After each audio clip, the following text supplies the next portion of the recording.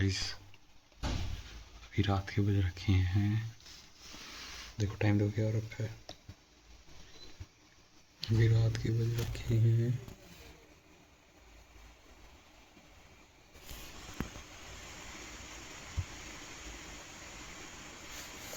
11:30। ठीक है, और आज हम देखेंगे आप और मैं मिलके fnaf सीरीज़ का लोर। जैसा कि मैंने बताया था कि मैं इसको एक्सप्लोर करूँगा, देखते हैं guys.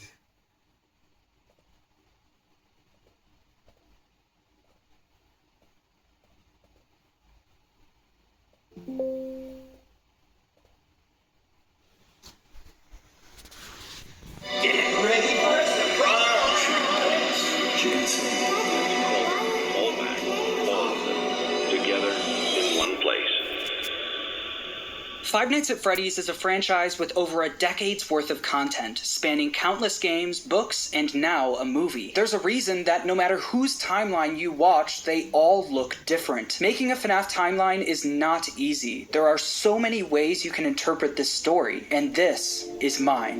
So let's start at the beginning.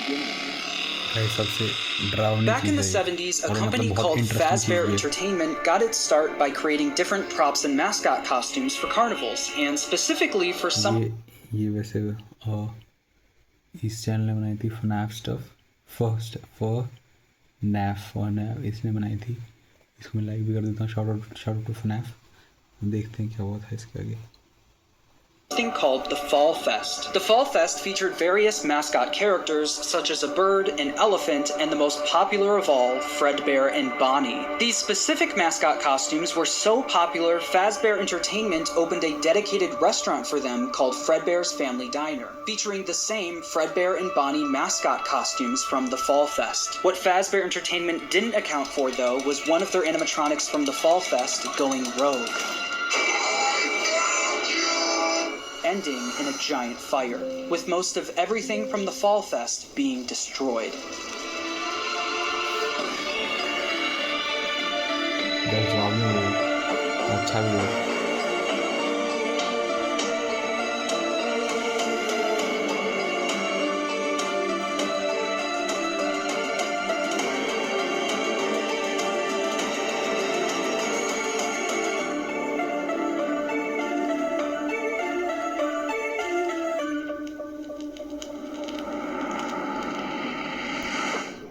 The specifics about the animatronic that went rogue and the fire are unknown and will likely be revealed next year in FNAF's next big release. Although we don't know much about how this fire occurred, we do know that after the fire, Fazbear Entertainment started phasing out of the mascot costume era. They needed something new. The two men who helped found Fazbear Entertainment, William Afton and Henry Emily, stepped up to the plate. William Afton was mostly the businessman of the two, handling all of the money, while Henry was the more creative one, with him being in charge of building most of the animatronics and props for the company. With the Fall Fest era of the company coming to a close, they were only left with Fredbear's Family Diner, the standalone restaurant created for the Fredbear and Bonnie characters. In order to replace the mascot versions of Fredbear and Bonnie, Henry went to work on new versions of the characters, eventually creating the new Fredbear and Spring Bonnie. The same characters but with new designs and new suits. मतलब अभी तक यही बताया कि दो character से, और उन्होंने एक था बिजनेस माइंड वाला। जो बिजनेस माइंड वाला है ना, विलियम एफ्टन जो है, ये बहन थोड़ा और मालचोद होता है। ये रंडी का बच्चा अपने प्रॉफिट या फिर मतलब और के चक्कर में उसको एक्सप्लॉइट करता है।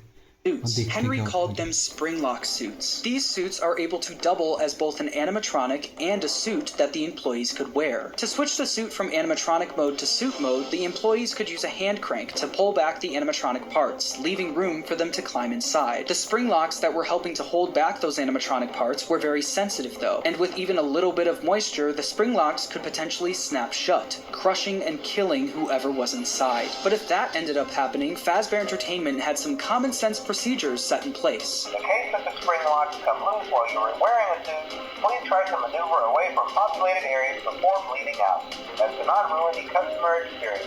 Fredbear's Family Diner ended up being super successful for William and Henry, so much so that other companies tried replicating it. Another company proceeded to rip off Fazbear Entertainment's old mascot characters by creating their own animatronic versions of them. The leader of the group was Ned Bear, a direct copy of Fredbear, followed by a hippo, an elephant, and a frog. All characters from the Fall Fest, and all with slightly different designs to avoid copyright issues. But while the rival company was able to replicate the designs, they could not replicate Henry's state-of-the-art technology. Their robots were poorly made and had to have giant batteries with exposed wires on stage with them. Naturally, the rival company failed and ended up being bought out by Fazbear Entertainment. With all of the success from Fredbear's Family Diner, William and Henry decided to branch out and create more characters for a new restaurant. In 1983, William and Henry opened Freddy Fazbear's Pizza, featuring Freddy Fazbear, Bonnie, Chica, and Foxy. With the opening of Freddy Fazbear's Pizza, Fazbear Entertainment was experiencing success like they've never seen before. But with two restaurants now open at the same time,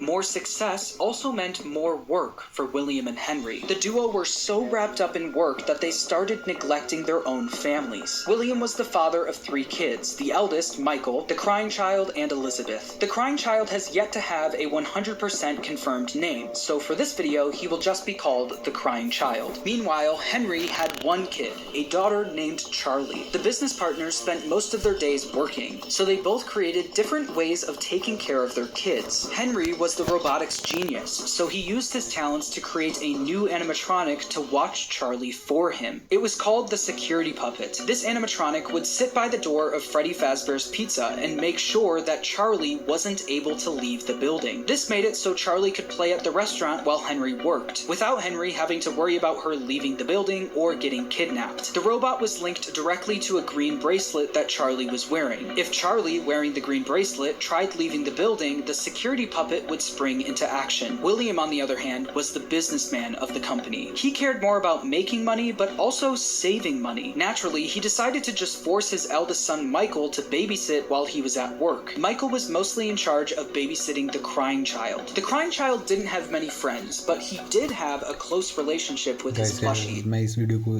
अभी stop करना चाहूँगा। बताना चाहूँगा कि ये FNAF 4 की series है जिसके अंदर एक बहुत डेंजरस चीज़ भी थी। बाइट मतलब इसको ना बुली करता था जो इसका बड़ा भाई था, और फिर काइंड ऑफ मेरी आप वीडियोस में देख सकते हो, उसके अंदर एक इनफेमस बाइट, मतलब बहुत बुरा सीन था, आप देखना उसे।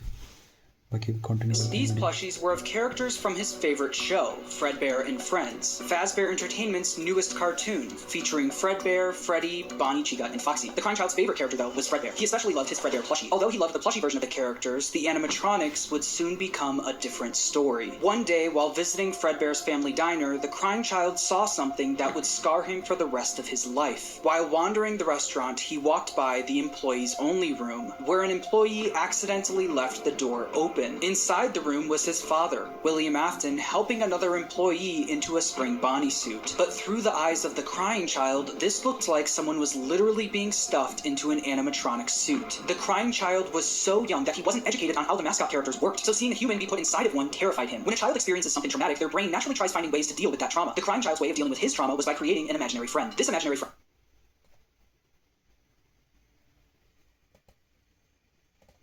took the form of the object he loved the most, his Fredbear plushie. His new imaginary friend Fredbear followed him wherever he went, shape-shifting into flowers, hiding behind cars, and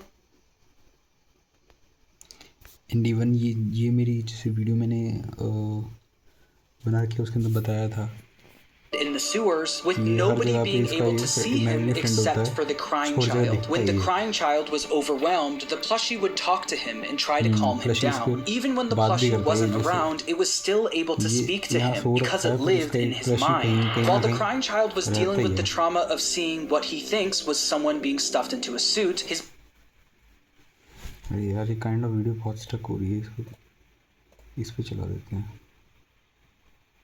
his brother Michael was only making it worse. Michael knew about what happened with his younger brother and used it against him. Every day while babysitting the crying child, Michael would put on a foxy mask, hide somewhere in the house,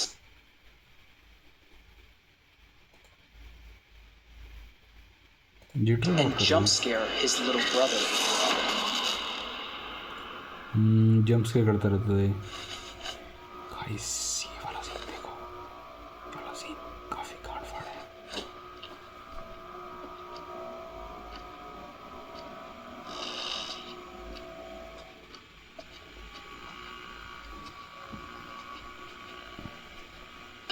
From the pizzeria to your living room, you no longer have to wait to sing and dance with Fredbear and Friends.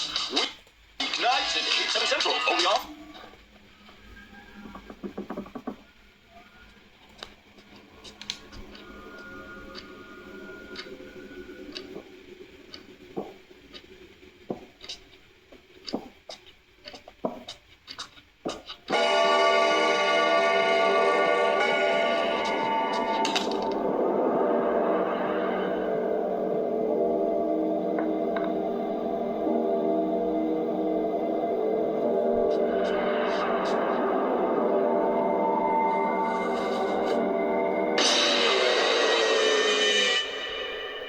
Through all of Michael's bullying, the crying child's imaginary friend Fredbear would comfort him and talk him through the situation, saying, "You know he is hiding again. Be careful. Tomorrow is another day." Michael wasn't the only one bullying the crying child, though. The local kids in the neighborhood heard about why the crying child was so scared of the pizzeria, even making up fake rumors related to what the crying child thought he saw there. "You better watch out. I hear they come to life at night. And if you die, they hide your body and never tell anyone." But all of this bullying would come to a head on one special day.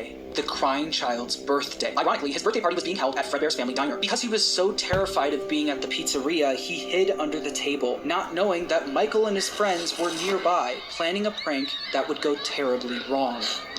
Guys ये video मैं यहीं रोकता हूँ, और क्योंकि मुझे थोड़ा ज़्यादा डर लग रहा है, पर कल दोबारा से कंटिन्यू करते हैं।